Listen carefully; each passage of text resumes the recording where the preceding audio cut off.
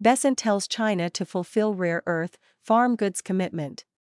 U.S. Treasury Secretary Scott Bessent said he discussed Beijing's commitments on rare earth and American farm product purchases in a call with Chinese Vice Premier He Lifeng on July 30.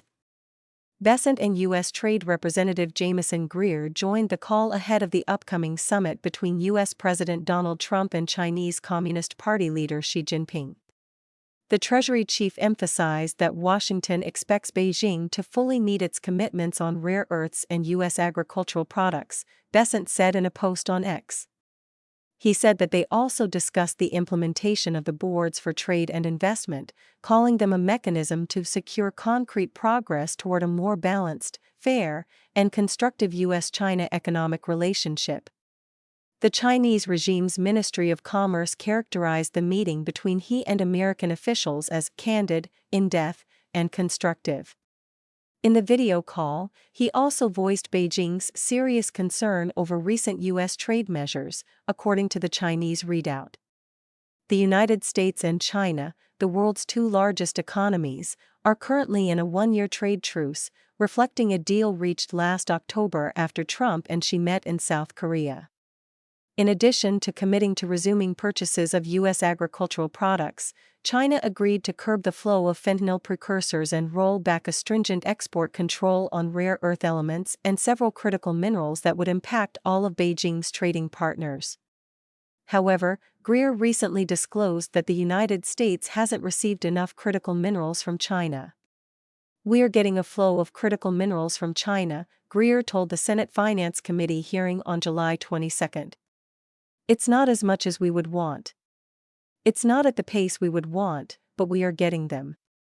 We're getting the majority of what we need."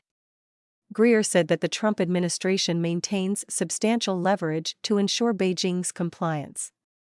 "But most importantly, we are accelerating domestic production to try to get away from that dependency," he added.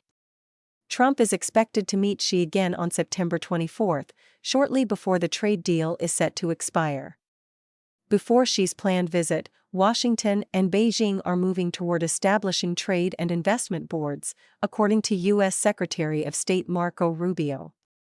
"We're moving towards implementation of that," Rubio told reporters on July 22 after a meeting with his Chinese counterpart in Manila, the Philippines. "I think that's one of the potential concrete deliverables that we can have before September when that visit happens." Trump has said he planned to discuss artificial intelligence at the upcoming summit with Xi. Bessent recently said that the U.S. government is looking into whether Chinese open-source AI models have stolen intellectual property from their American competitors, signaling potential sanctions. "We are finding watermarks of our U.S. large language models on many of the Chinese models, and that's unacceptable," Bessent told Fox Business on July 21. "We're going to be looking at that in the coming days or weeks." Bessent said while the administration supports open-source models, it will not accept companies that built their models through IP theft. "If we see, especially, that overseas models are stealing from our great companies, we have the ability to sanction them because of this theft."